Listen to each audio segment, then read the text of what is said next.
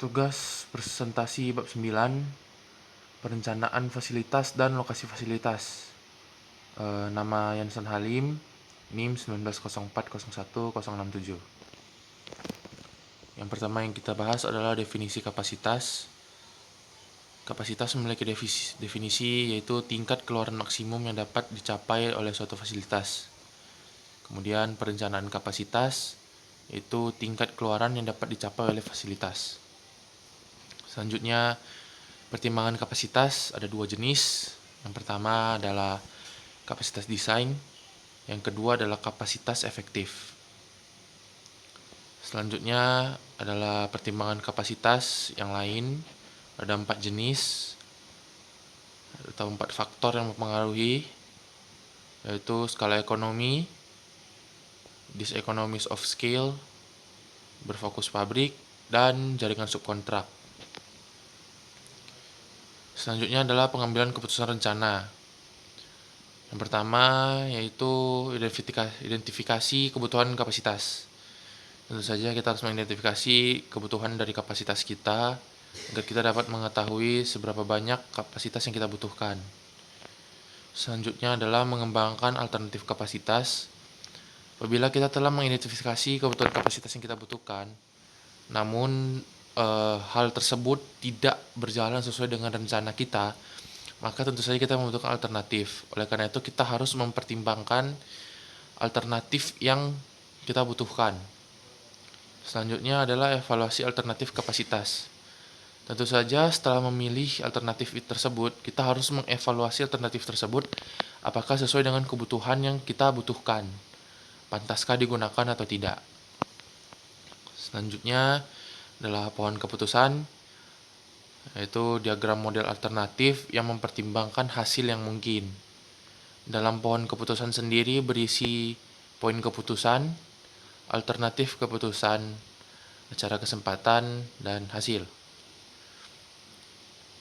Selanjutnya adalah faktor yang mempengaruhi lokasi. Yang pertama adalah kedekatan dengan pelanggan. Dalam menentukan lokasi yang kita gunakan, kita harus mengetahui seberapa dekat kita dengan pelanggan kita, agar kita dapat mengetahui seberapa banyak keuntungan yang dapat kita raih nantinya. Semakin dekat tempat kita melakukan kegiatan jual beli dengan pelanggan, maka keuntungan yang kita raih juga akan semakin banyak. Selanjutnya adalah kedekatan dengan sumber tenaga kerja. Semakin dekat kita dengan kedekatan sumber tenaga kerja, maka akan semakin banyak pegawai atau karyawan-karyawan yang akan mendaftar kerja ke perusahaan kita. Kemudian kedekatan dengan pemasok. Semakin dekat lokasi perusahaan kita dengan lokasi pemasok, maka harga atau biaya yang akan kita keluarkan untuk pemasok akan semakin rendah. Karena semakin dekat jaraknya, biaya yang kita keluarkan semakin rendah. Selanjutnya adalah pertimbangan masyarakat. Dalam menentukan lokasi, tentu saja pertimbangan masyarakat adalah hal yang penting, karena kita harus mempertimbangkan apakah masyarakat tersebut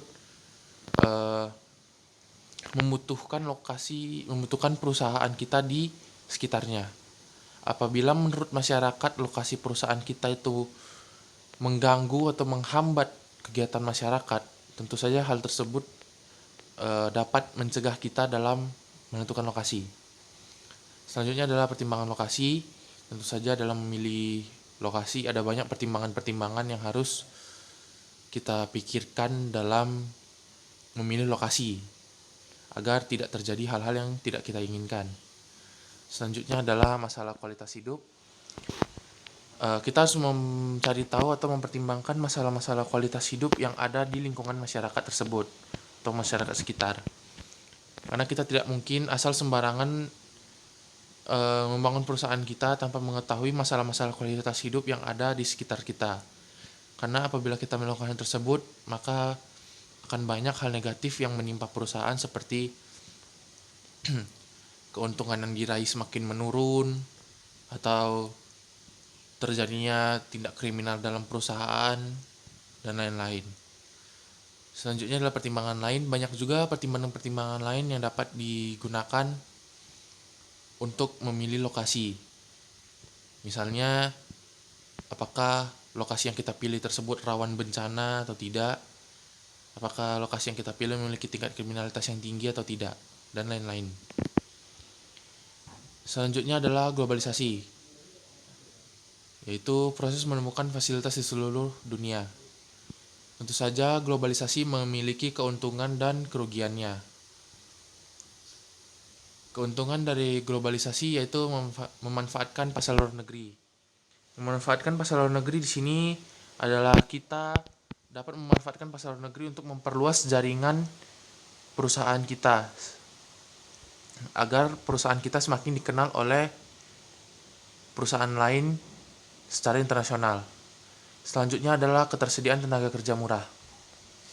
Ketersediaan tenaga kerja murah ini tentu saja adalah tenaga kerja luar negeri, karena tenaga kerja luar negeri lebih murah gajinya daripada tenaga kerja lokal. Kemudian pengurangan hambatan perdagangan. Tentu saja apabila adanya globalisasi maka hambatan dalam melakukan perdagangan akan semakin berkurang, karena kita memiliki semakin banyak relasi dengan perusahaan-perusahaan luar negeri yang akan mempermudah kita dalam perdagangan. Kemudian kerugian dari globalisasi yaitu risiko kehilangan teknologi berpemilik. Ini maksud risiko dari kehilangan teknologi berpemilik adalah kita tidak memiliki sebuah teknologi yang unik hanya dimiliki oleh kita sendiri, karena kita harus berbagi teknologi tersebut sebagai alat barter dalam proses perdagangan kita nantinya. Kemudian kurangnya infrastruktur. Kerugian globalisasi yang merupakan kurangnya infrastruktur di sini dimaksud dengan kurangnya infrastruktur yang berkualitas yang dapat menopang perusahaan kita nantinya, semakin menurunnya kualitas infrastruktur tersebut. Kemudian perbedaan karyawan lokal dan non-lokal. Tentu saja dengan adanya globalisasi maka akan semakin banyak karyawan-karyawan non-lokal yang dipekerjakan daripada karyawan lokal. Karena gaji yang dibutuhkan oleh karyawan non-lokal tentu saja lebih murah biayanya daripada gaji karyawan lokal. Sehingga banyak perusahaan-perusahaan yang akan semakin banyak menggunakan karyawan non-lokal dan akan semakin menelantarkan karyawan lokal. Selanjutnya adalah membuat keputusan lokasi. Ada dua, yaitu prosedur membuat keputusan lokasi. Yang pertama, identifikasi faktor lokasi domain, kembangkan alternatif lokasi, evaluasi alternatif lokasi, dan selanjutnya prosedur membuat alternatif lokasi. Yang pertama, peringkat faktor, model jarak beban, analisis titik impas, dan metode transportasi. Oke, sekian presentasi dari saya. Terima kasih.